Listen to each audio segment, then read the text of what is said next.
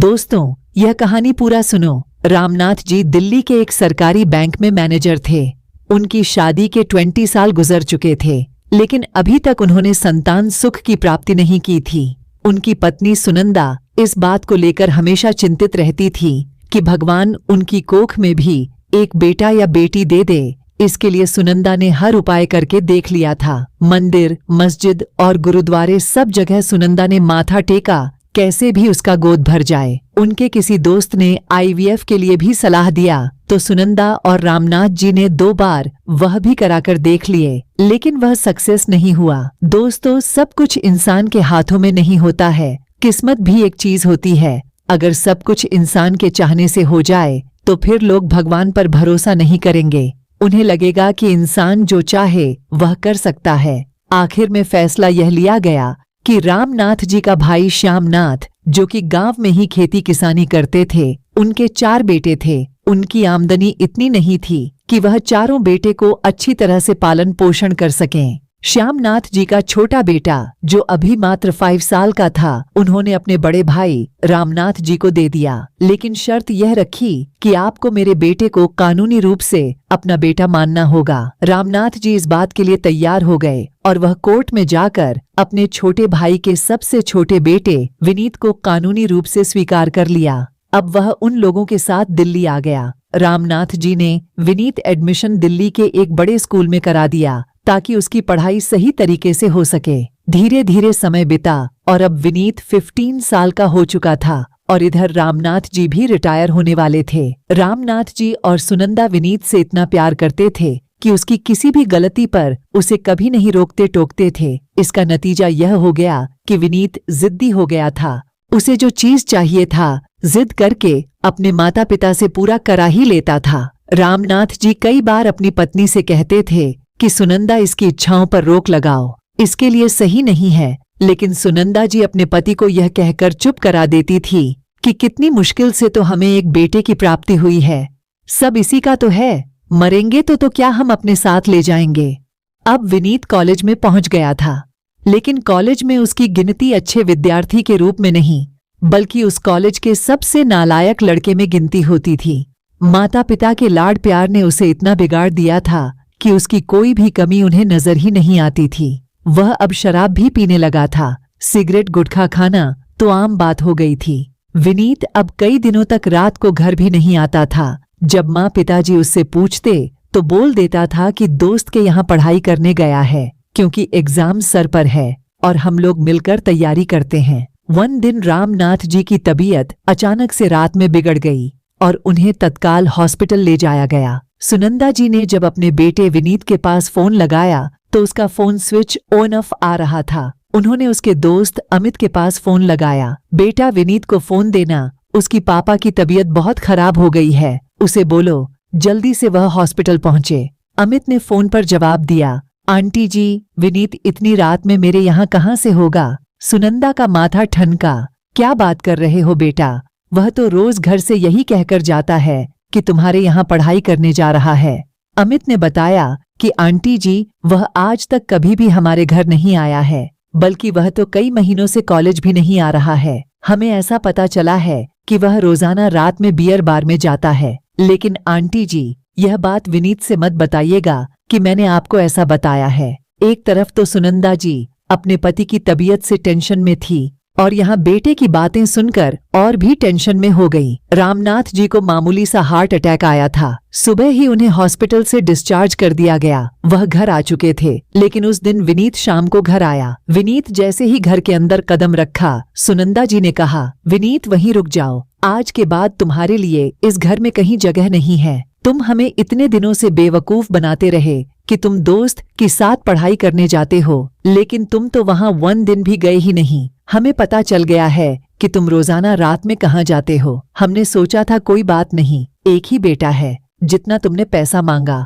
हमने तुम्हें दिया। हमने कभी भी नहीं पूछा कि इस पैसे का क्या करते हो, लेकिन तुमने हमारे पैसे और विश्वास का नाजायज फायदा उठाया। कल तुम्हारे पापा को हार्ट अटैक आया था, तुम्हें तो इस बात का पता भी नहीं होगा। तुम अभी इस घर से निकल जाओ। मैं नहीं चाहती हूँ कि तुम्हारी इस करतूत के बारे में तुम्हारे पापा को पता चले। मैं तुम्हारे पापा से कह दूंगी कि तुम अपने मम्मी पापा के पास वापस लौट गए। हमें नहीं चाहिए ऐसा बेटा। इससे तो अच्छा है कि हम बिना बेटा के रहे। तुम्हारे जैसा नालायक बेटा भगवान किसी को ना दे।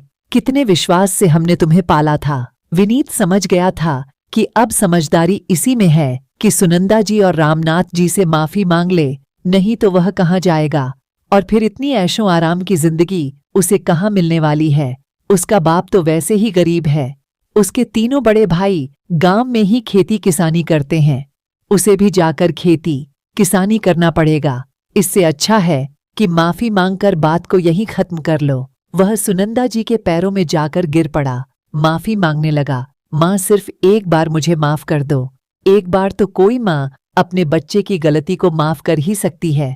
मुझे नहीं पता था कि ऐसा हो जाएगा। मेरे कदम बहक गए थे। आज के बाद मैं आपकी और पापा की कसम खाता हूँ कि मैं कभी भी शराब को हाथ भी नहीं लगाऊंगा और रोज रात में ही घर पर रहूंगा। प्लीज मम्मी पापा को यह सब कभी मत बताइएगा। माँ का दिल तो बहुत कोमल होता है, ऊपर से जितनी कड़क होती है उतनी ही अंदर से नरम। आखिर विनीत को उन्होंने अपने बेटे की तरह पाला था।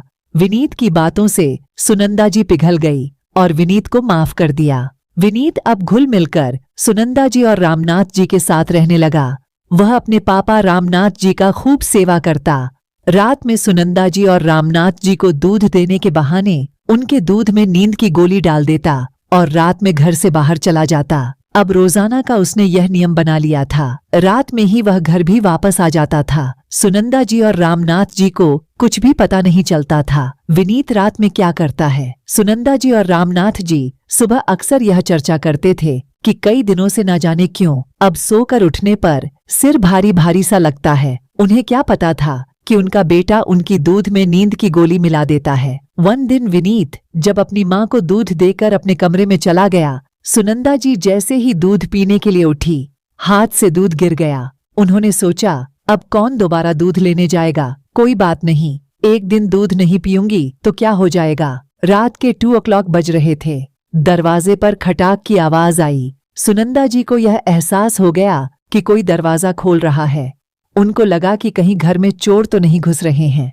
वह जैसे ही अपने रूम से बाहर निकली, उन्होंने देखा विनीत बाहर से अंदर आ रहा है। उन्होंने विनीत को देखकर विनीत से पूछा, विनीत तुम इतनी रात में कहाँ से आ रहे हो। क्योंकि विनीत बहुत नशे में था, उसे कुछ भी समझ नहीं आ रहा था सामने कौन खड़ा है और किससे क्या बात करनी है। वह पूरी तरह से नशे में ट्यून था। सुनंदा जी ने दोबारा से पूछा, विनीत तुम बता क्यों नहीं रहे हो, कहाँ से आ रहे हो। विनीत ने अभद्र तरीके से सुनंदा जी को जवाब दिया, बुढ़िया चुपचाप जाकर अपने कमरे में सो जा। ज्यादा जांच पड़ताल करने की जरूरत नहीं है, नहीं तो यही गला दबा दूंगा, हमेशा के लिए खत्म हो जाएगी। रोज तो तुम्हारे दूध में नींद की गोली मिला देता हूँ, आज गोली कैसे नहीं असर किया। सुनंदा जी को अब माजरा पता चल गया कि उन दोनों का सुबह सुबह सिर क्यों भारी रहता है। इसका मतलब रोजाना रात में विनीत हम लोगों को दूध में नींद की गोली मिला देता है। सुनंदा जी अब गुस्से में हो गई थी। वहीं पर एक डंडा पड़ा हुआ था और उन्होंने उठाया विनीत को मारने के लिए, लेकिन विनीत नशे में था। उसने अपनी माँ से डंडा छीन लिया और उस डंडे से गुस्से में अपनी माँ के सर पर मार दिया।